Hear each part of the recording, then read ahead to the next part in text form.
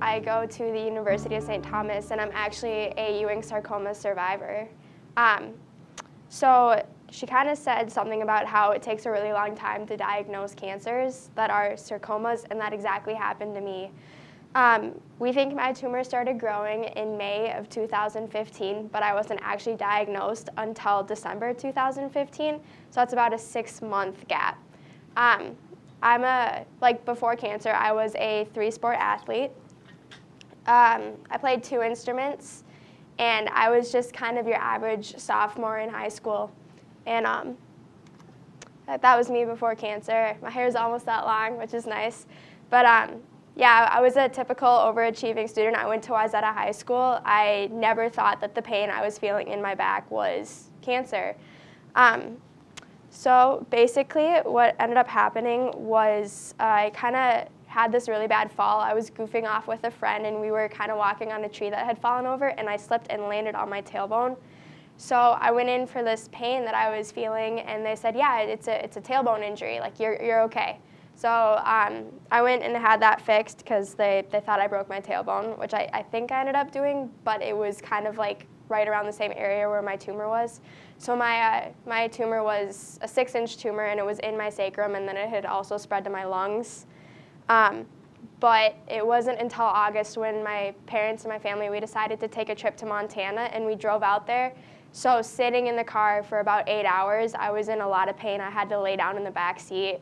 And then at night is when the pain was really getting worse. I would get up and walk around at night because that's kind of, like I would wake up because of the pain, and I'd walk around to try and alleviate the pain, and nothing was happening. So in fall, when school started, I would see a chiropractor 3 times a week. And what's funny is the doctor was saying something about taking x-rays. I actually got an x-ray of my sacrum area, and you could see that my entire body was shifted right, but like you couldn't see the tumor itself.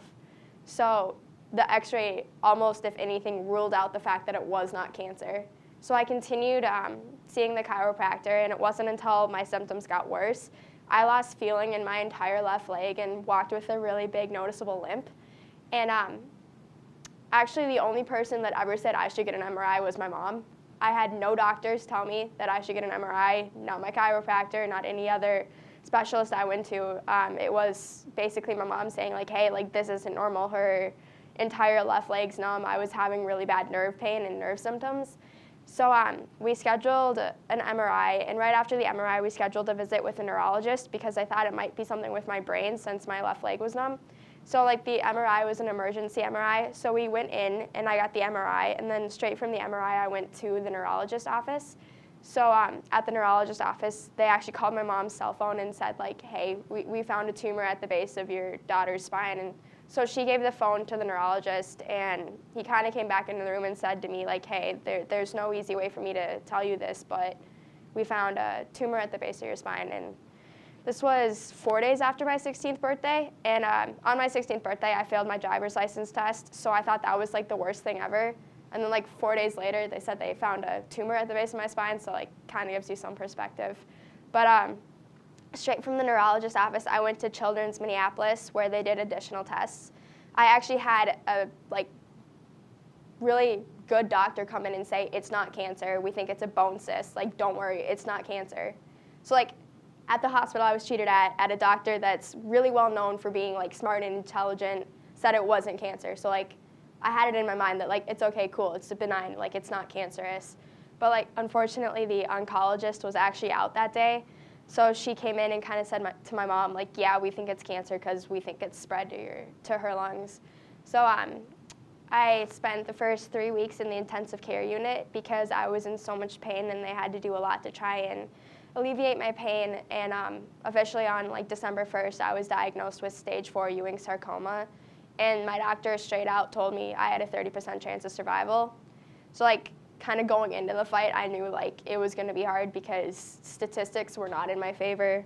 So I had 14 rounds of chemotherapy, and then I had 6 weeks of radiation down at the Mayo Clinic. And all while I was still in school. So I couldn't go to school anymore because I was so, like, what the chemotherapy does is it destroys all your cells. So I had no white blood cells, so I literally couldn't go out in public.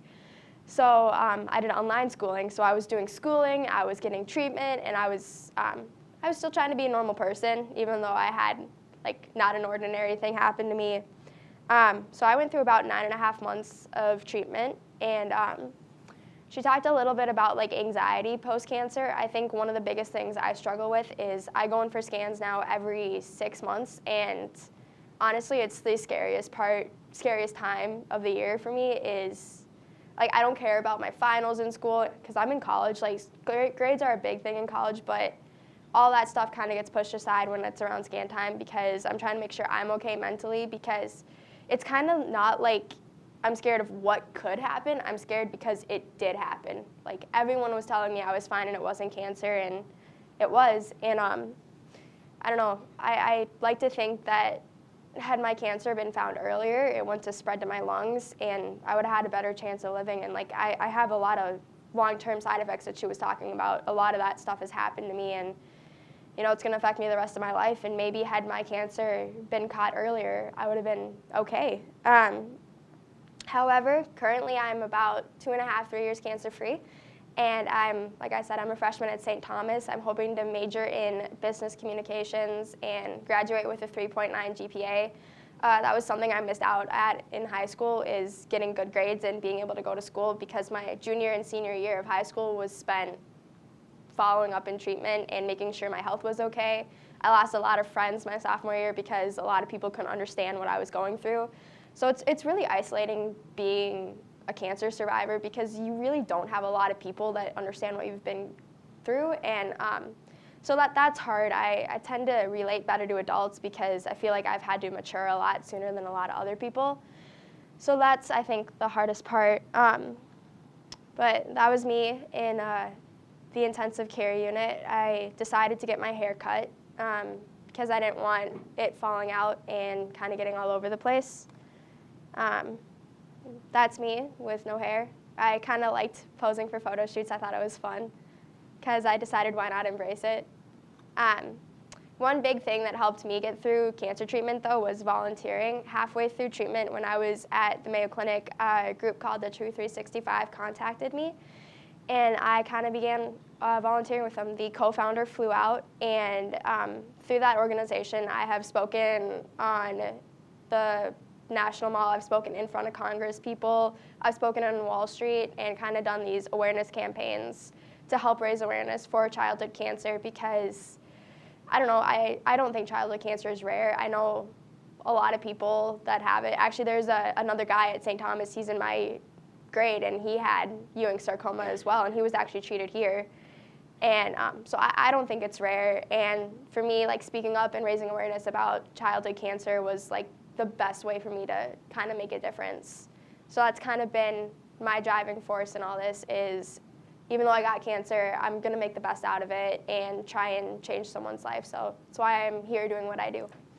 So yeah, currently, like I said, I'm a freshman at St. Thomas, and I love life. Yeah, I don't know. I would say I'm thriving compared to where I was a couple years ago. So thank you all for being here. If you have any questions, I'd love to answer them.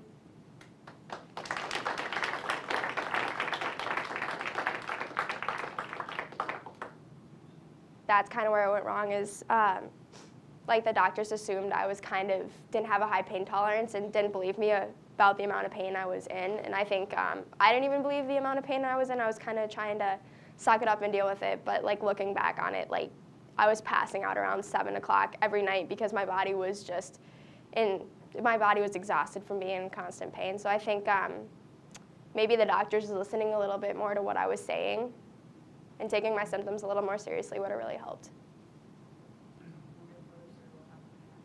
The best thing I've decided to do is I try and work ahead on homework, and so I don't have to worry about schoolwork. I talk to my teachers, and if I need to, I'll skip class, and I'll hang with my friends. My boyfriend, He lives really close to St. Thomas, so I'll spend a lot of time at his house around that time, and we kind of just do fun activities like watch movies, play video games. We'll go out. I'll try and like get off campus and not be at home. Kind of getting out and about really helps take my mind off things, so we'll do that.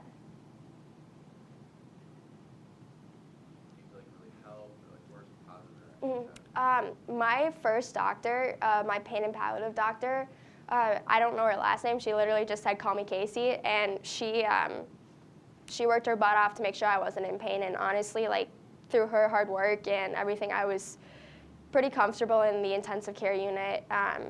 And without her, I think I would have been in a lot more pain. She made the whole process a lot easier. So like, she's one of the first doctors I ever had that really sticks out in my mind.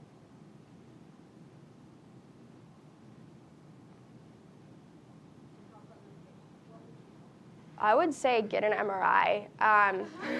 For me, the x-ray didn't help anything. Like I said, it kind of disproved the fact that I had something wrong with me. I think it wasn't until I had that MRI that they realized, like, oh, wow, like something's actually really wrong.